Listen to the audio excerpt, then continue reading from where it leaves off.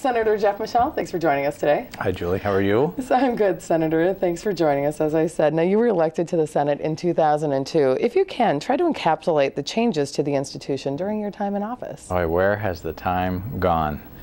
Well, I think I've seen a lot over 10 years, and it's still kind of, some of it's just a blur. I kind of can't believe 10 years have gone by, but you know, probably the biggest institutional change in the Minnesota State Senate is the first change in the majority in some 38 years. So that would definitely be high on my list of things that I'm proud of. The things that I will remember the most is literally crossing the street from the state office building and bringing in a new majority to the state Senate, to the state capitol building.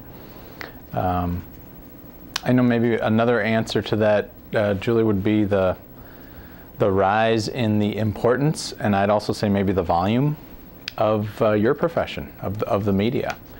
There's more of you. There's not just writers holed up in the basement of the Capitol. There's more TV cameras, more bloggers with laptops, and I think a lot of that is good, so maybe that adds to more transparency.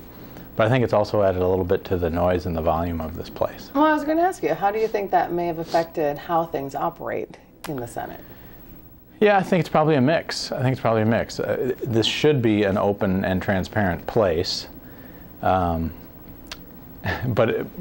hopefully the coverage should be, I hate to use the words fair and balanced, but at least trending towards the facts and the truth. And so I think we've kind of had a mix of I talk about it as volume, that sometimes the easiest way for a state legislator to get noticed is to just kind of be loud, and I'm not sure that always adds to the performance and the results of the legislature.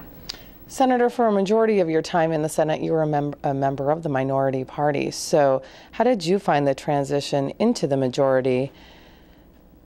How did that work for you, both as a chair and as a leader? Mm-hmm. Well, it's a big change. It's a big difference. And I like to think that's one of the reasons my state legislative experience is pretty complete. I got to work with a Republican governor.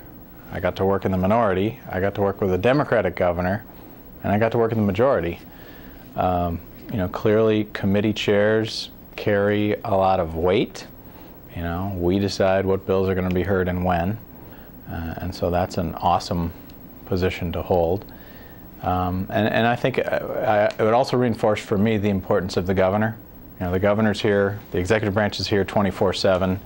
The legislative branch, we just kind of swoop in for a few months a year. So no matter who's in control of the legislature, the executive branch is probably more important over the course of time. Job growth has been a priority of the GOP ever since you have taken over the majority. You are the chair of the Jobs and Economic Growth Committee, so how do you think your leadership has helped advance this goal with your committee? Well, I think primarily what we tried to do was change the debate a little bit. So much around here is about taxes or about spending, and the parties are divided on that. You know, Republicans want to lower taxes, Democrats want to spend more. We wanted to add a third topic to that conversation. That was about growth, about job growth. If we can get that Minnesota economy thriving and booming, that's going to mean good things for Minnesotans, all Minnesotans, Republicans and Democrats. And so we tried to focus on, and we'll still continue to focus on, as in the last days and weeks of the session here, you know, what can we do to make this the best place to start and grow a small business? We all want that, and we all need that, and we all should be measured on that by our constituents. And do you think that you've approached that goal with specific pieces of legislation thus far? What are you most proud of? Oh, absolutely. You know, we've talked about the statewide business property tax, talked about the need for Minnesota to be more competitive at all tax levels, but particularly on what our small businesses pay. And we also talked about how it's not just taxes, it's regulations. It's what businesses and families have to go through in order to get a license or a permit or just an answer from government. We need government to work at kind of a 21st century pace, because all these businesses and all these families have more choices than ever. With the click of a mouse on their computer, they can move capital and money and employees somewhere else. Maybe it's another state. Nowadays, in this kind of economy, maybe it's another country. We want people to choose Minnesota. Okay, Senator, let's talk about your resume for just a moment. When you were elected, you brought your experience to the Senate as a corporate attorney. You worked with the Governor Arne Carlson, and you also brought a strong corporate and business background, including a board member for the Minnesota Chamber of Commerce. So how did you utilize your experiences in the private sector when you came into the public sector?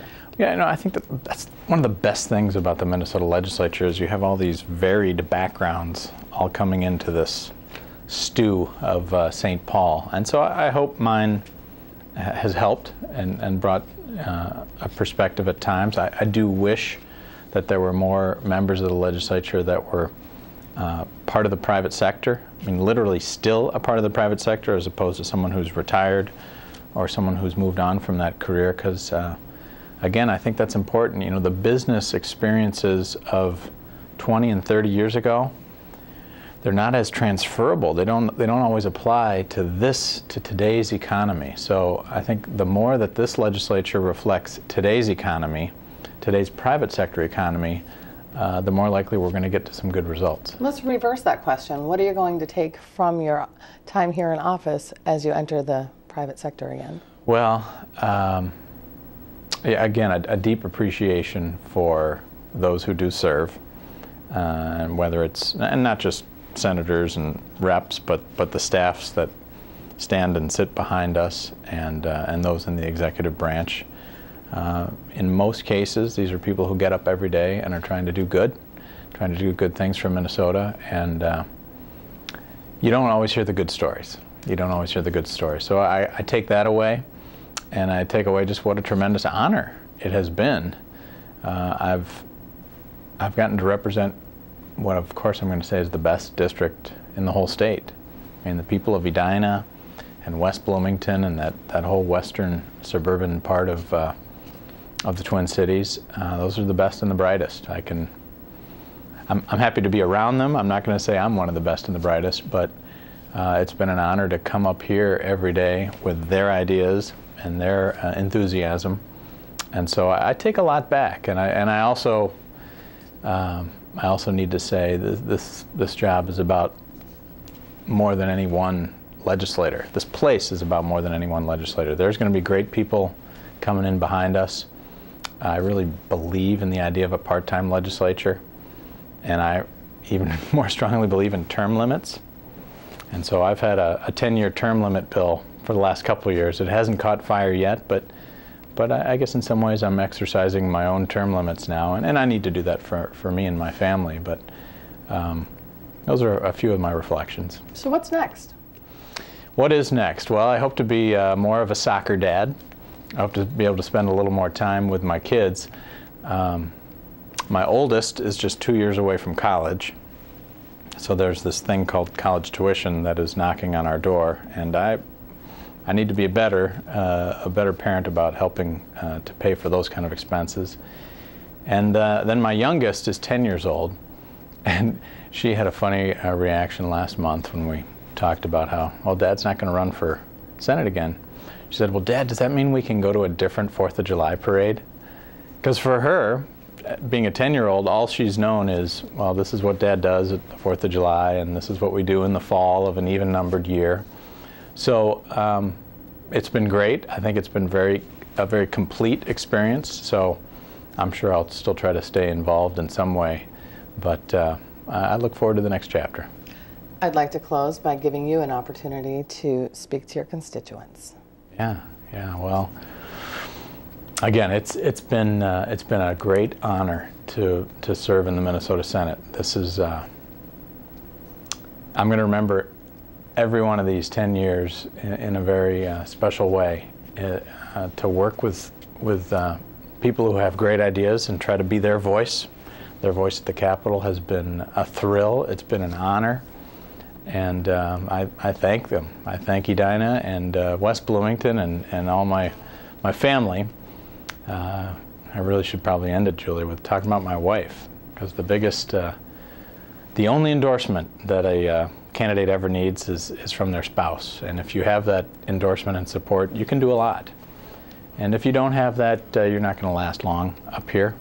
And you shouldn't be here probably to begin with. So Annie deserves great thanks and applause. And so I hope to be able to return all her patience and my kids as well in this next chapter. So I look forward to it, but no remorse. You know, it's time. It's just time. It's time to move on. So I really am excited about the next chapter, but there'll be a lot of things I miss. There'll be a lot of people I miss, including my friends here in the Senate media. So thanks for all the good times. And thank you, Senator, and we do appreciate your time as always. Yeah, thank you, Julie.